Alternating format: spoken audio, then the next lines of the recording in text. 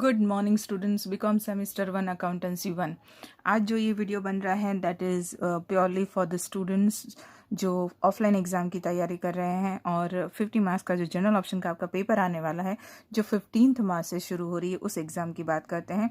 आज का हमारा सब्जेक्ट है अकाउंटेंसी 1 और अकाउंटेंसी 1 में आपको कौन से चैप्टर्स करने चाहिए, किस तरह के सम्स करने चाहिए, कौन सी थ्योरी देखनी चाहिए, MCQs के बारे में आपको क्या करना चाहिए, ये सारी बात हम करेंगे। So totally exam oriented video and that exam is having 50 marks question paper. Okay, मैं MCQs तो आपको सॉल्व करवा चुकी हूँ बट आज हम बात करेंगे टोटल चैप्टर्स और उसमें आपको क्या करना चाहिए। ओके, आप जानते हैं कि आपके 4 चैप्टर है, उसमें consignment, branch, joint venture and computerise accounting theory. Consignment, branch, joint venture and computerise accounting theory. सबसे पहले कंसाइनमेंट कर लेना चाहिए। क्यों? क्योंकि कंसाइनमेंट और ब्रांच ये दो चैप्टर एक दूसरे के साथ इंटर रिलेटेड हैं। आप कंसाइनमेंट करते हैं तो ब्रांच आपका 40% हो सकता है या 40% ब्रांच इज रेडी। अगर कंसाइनमेंट के सम्स आप करते हैं तो ब्रांच आपका अपने आप एक साथ ही 40% रेडी हो जाता है। So I always advise to do consignment chapter first, so branch अपने आप हो जाएगा। और तीसरा चैप्टर कंप्यूटराइज अकाउंटिंग थियोरी। क्यों? जनरली बच्चे कहते हैं कि 2 चैप्टर करें तो इनफ है। वैसे तो ठीक है 50 मार्क्स के लिए, but I advise you to complete 3 chapters. Why? क्योंकि अगर आप 3 चैप्टर्स करते हैं तो आप काफ़ी अच्छा सेफ, बहुत ही अच्छा खेल रहे हैं, ये हम कह सकते हैं। ओके, सो कंसाइनमेंट सबसे पहले लो मैं यहाँ पे आपको बताती हूँ कि आपको अगर आपका फर्स्ट चैप्टर कौन सा होना चाहिए तो आपका फर्स्ट चैप्टर होना चाहिए कंसाइनमेंट अकाउंट। अगर आप कंसाइनमेंट अकाउंट आपका फर्स्ट चैप्टर है तो उसके अंदर आपको क्या करना है, तो कंसाइनमेंट अकाउंट में आपको करना है IP वाला सम। IP क्या है? Invoice price. एक आपको इनवॉइस प्राइस वाला सम करना है और जो आपका दूसरा है वो है नॉर्मल लॉस वाला सम। नॉर्मल लॉस में क्लोजिंग स्टॉक को करने की जो मेथड है वो डिफरेंट है, डिफरेंट तरीके से। IP वाला सम जो अगर आप करते हैं तो उसमें कौन कौन से पॉइंट्स होनी चाहिए, तो अगर IP वाला सम आप करते हैं तो उसमें एक तो होना चाहिए अब नॉर्मल लॉस, ऐसा ही सम आपको प्रैक्टिस करनी है। दूसरा होना चाहिए del credit commission. Closing stock हर एक में होता है, बाय डिफ़ॉल्ट होता है। एक होता है BR डिस्काउंट, उसके हमें डिस्काउंट की अमाउंट काम करनी है। तो जो मोस्ट इंपॉर्टेंट है वो है क्लोजिंग स्टॉक। तो अगर आप IP वाला सम करते हैं कंसाइनमेंट अकाउंट में तो abnormal loss, closing stock, del credit commission and BR discount, ये 4 पॉइंट कवर हो जाने चाहिए। अब आप बोलेंगे मैम ऐसा सम करवाओ, तो ऐसा सम ऑलरेडी मैम करवा चुकी है, लिंक मैं इसका डिस्क्रिप्शन बॉक्स में डाल दूंगी, तो वो आप देख लेना, जिसमें इनवॉइस प्राइस है और ये सारे पॉइंट्स हैं उसमें। दूसरा है नॉर्मल लॉस का सम, जिसमें क्लोजिंग स्टॉक का मैथड थोड़ा सा चेंज हो जाता है, लेकिन अगर आपको नॉर्मल लॉस का सम पूछते हैं तो इन सब में आपको परेशान कम किया जाता है। ये चीज़ है, परेशान इन द सेंस जो कॉम्प्लेक्स सिचुएशन नहीं दी जाती है। ओके, तो 2 पॉइंट आपको ध्यान में रखने, IP एंड नॉर्मल लॉस। अगर आप ये दोनों सम की डिस्क्रिप्शन बॉक्स में मैं लिंक डाल दूंगी। अगर आप ये 2 तरह के सम विद दिस पॉइंट्स करते हैं तो अगर आपको कोई और सम पूछते हैं जिसमें सिंपल सम है, जिसमें IP भी नहीं है, न नॉर्मल भी नहीं है, न डेल क्रेडिट भी नहीं है, तो समझिए आपको कोई टेंशन की ज़रूरत नहीं। आप 2 हाई लेवल क्रॉस कर चुके हैं, तो अगर आपको इससे इजी पूछते हैं तो बिल्कुल आपका ही विन एंड विन सिचुएशन है। ओके, सो पहला आपका कंसाइनमेंट अकाउंट, उसमें किस तरह के सम करने चाहिए, ये 2 तरह के सम करने चाहिए। इन दोनों सम में क्या पॉइंट आना चाहिए, तो पहले IP वाले में ये पॉइंट आने चाहिए और नॉर्मल लॉस में क्लोजिंग स्टॉक का मेथड अलग होता है तो एक वो होना चाहिए। अब बात करते हैं हम कंसाइनमेंट में थ्योरी की। ये क्या हो गया? प्रैक्टिकल। ओके, अब हम बात करते हैं थ्योरी की कि थ्योरी में क्या करना चाहिए। तो सबसे पहले थ्योरी में ये जितने पॉइंट्स प्रैक्टिकल आप कर रहे हैं ये सारे पॉइंट्स का आपको करना है थ्योरी। अब थ्योरी करने के लिए बैठ के थ्योरी लर्न करने की ज़रूरत नहीं है। थ्योरी करने के लिए आपको ये सब चीज़ें कैलकुलेट कैसे करते हैं अगर वो समझ में आता है, you can write down your own theory. देखो कोई भी यूनिवर्सिटी वो ये नहीं बोलती है कि आप डॉट टू डॉट बुक का सेम टू सेम लाइन लिखें। वो ये बोल रही है कि आपके कंसेप्ट क्लियर हो और आप अपनी लैंग्वेज में लिखें। That's it, that's all matter. तो ये पॉइंट्स आपको समझ में आने चाहिए। फर्स्ट वीडियो मेरा जो है कंसाइनमेंट का वो आप देखिए, you will clear all your doubts. Okay, तो चलिए, तो थियोरी किसकी? थियोरी इन्हीं सब की। किस तरह से? Theory abnormal loss, what is the meaning of abnormal loss? Normal loss, what is the difference between abnormal loss and normal loss? what is the meaning of del credit commission, how to calculate closing stock? इन सब की accounting treatment. Accounting treatment का मतलब होता है normal उन सब की journal entries, आप अकाउंटिंग ट्रीटमेंट दे रहे हैं तो उनकी जर्नल एंट्रीज क्या होगी, राइट। तो ये थ्योरी का पोर्शन। ओके, दूसरी चीज़ मैंने आपको फॉर्मेट समझाया है कंसाइनमेंट में, तो जो फॉर्मेट्स होते हैं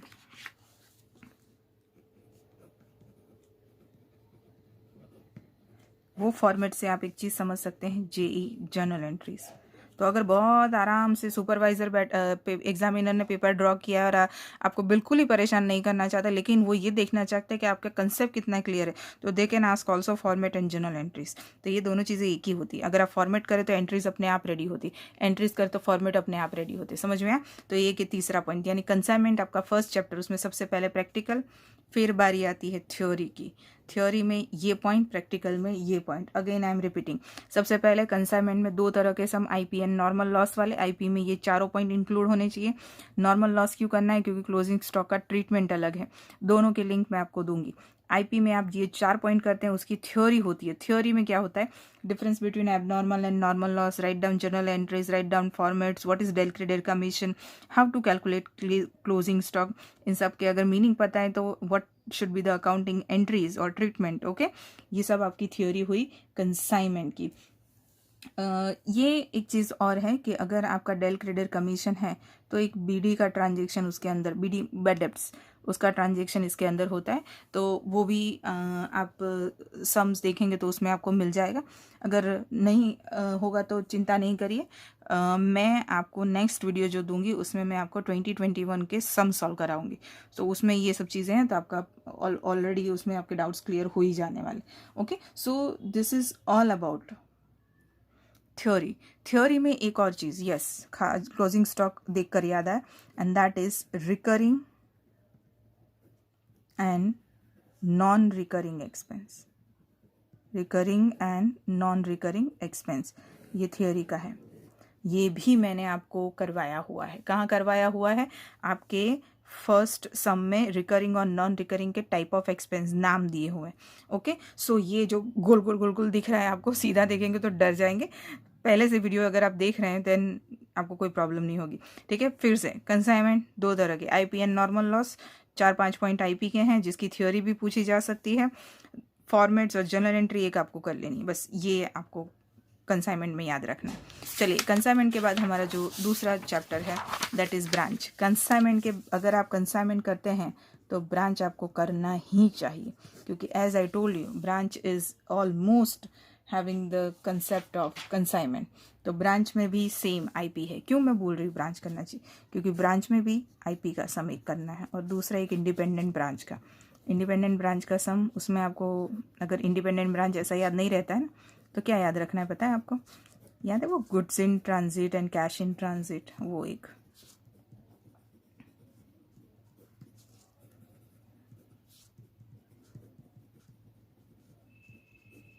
ये ब्रांच 2 तरह के सम, इंडिपेंडेंट ब्रांच वाला सम जिसमें goods in transit and cash in transit है। नहीं करवाया मैंने, ऐसा सम वीडियो नहीं बनाया, बट मैं बनाती हूँ, और वो भी मैं 2021 का जो अगर सम इसी तरह का है तो मैं वही सॉल्व करवाती हूँ। आईपी में क्या? आईपी में एक आपका फाइनल अकाउंट आता है ब्रांच में।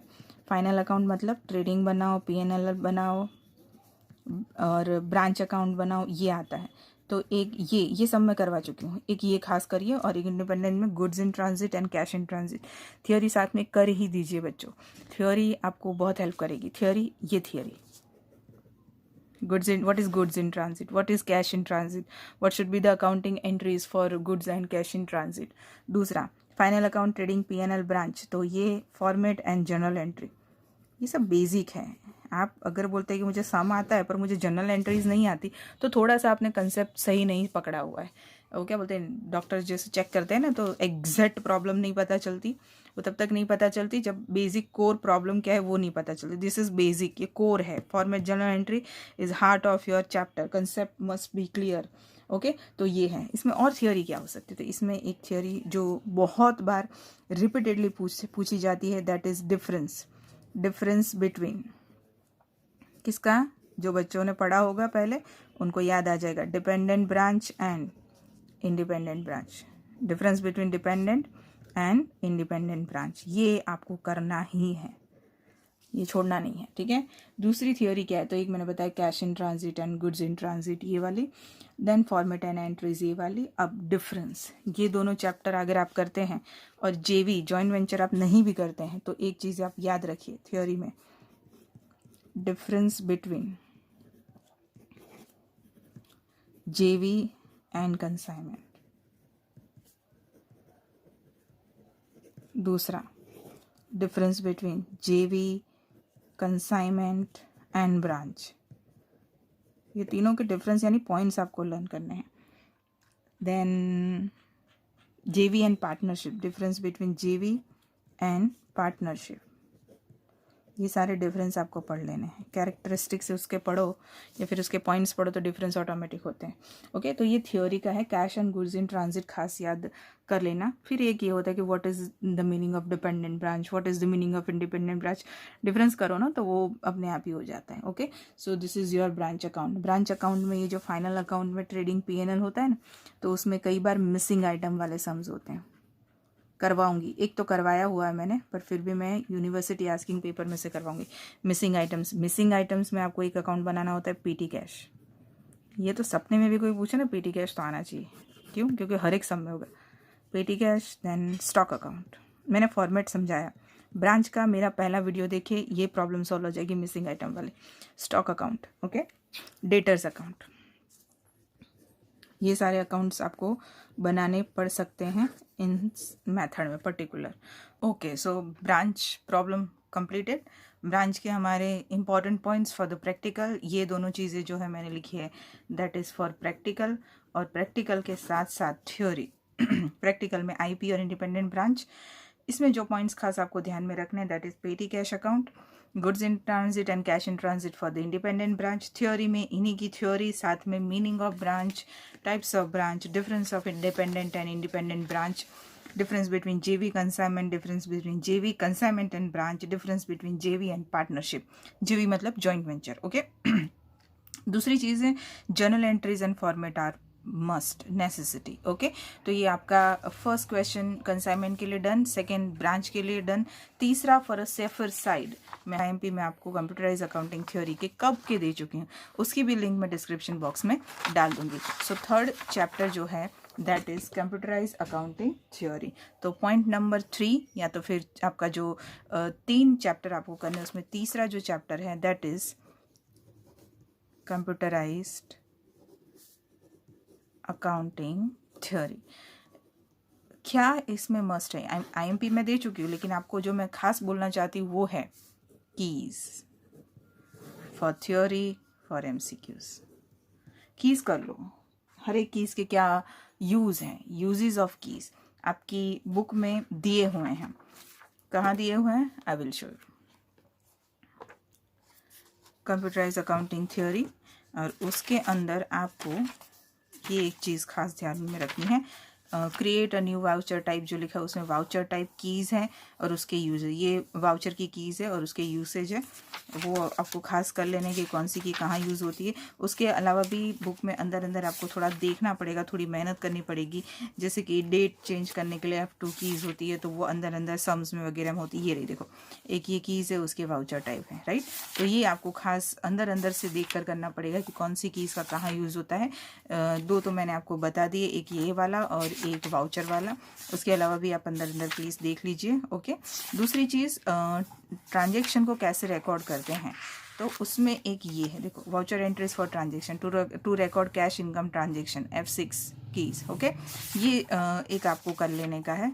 बीच में मुझे बच्चों ने पूछा भी था कि मैम बीच में जो हमने पेजेस स्किप किए हैं तो उसमें से तो नहीं आएगा, तो मैं आपको 2021 का पेपर और जो सॉल्व करवाऊंगी प्रैक्टिकल के लिए, MCQs तो हमारे हो चुके हैं, तो उसमें मैं आपको वो चीज़ समझा दूंगी। पर फिर भी अगर आपको एकदम परफेक्ट कंप्यूटराइज अकाउंटिंग थ्योरी करनी है, ताकि आपको कोई मतलब आपका ऐसा रहना चाहिए कि इस चैप्टर में से अगर कुछ भी पूछे तो मेरा स्किप नहीं होना चाहिए, मुझे ऐसा नहीं होना चाहिए कि नहीं है। तो एक ये GST goods and service tax है, मुझे याद नहीं है कि मैंने आपको इम्पोर्टेंट में ये दिया है कि नहीं, पर अगर नहीं दिया है तो ये भी आप एक बार ज़रूर कर लेना, GST goods and service tax, क्योंकि आज की तारीख में काफ़ी इंटरेस्टिंग और काफ़ी इंपॉर्टेंट पॉइंट माना जाता है, ओके।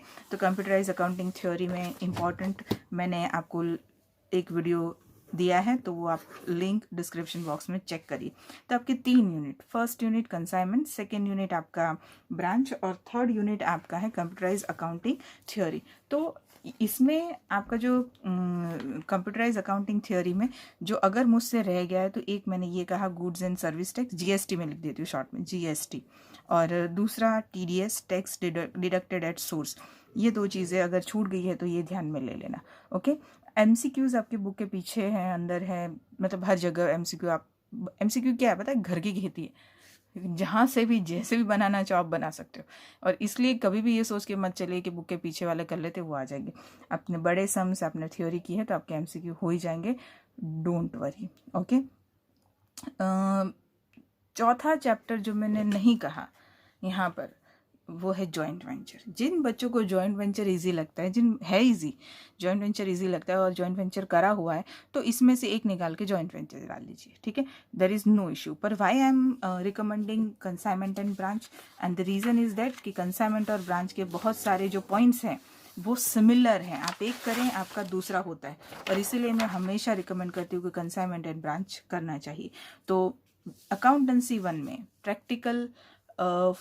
प्रैक्टिकल सॉल्यूशन जिसे हम कहते हैं for the exam 50 marks, consignment, branch, computerise accounting theory और एमसीक्यू हमारे हो चुके हैं।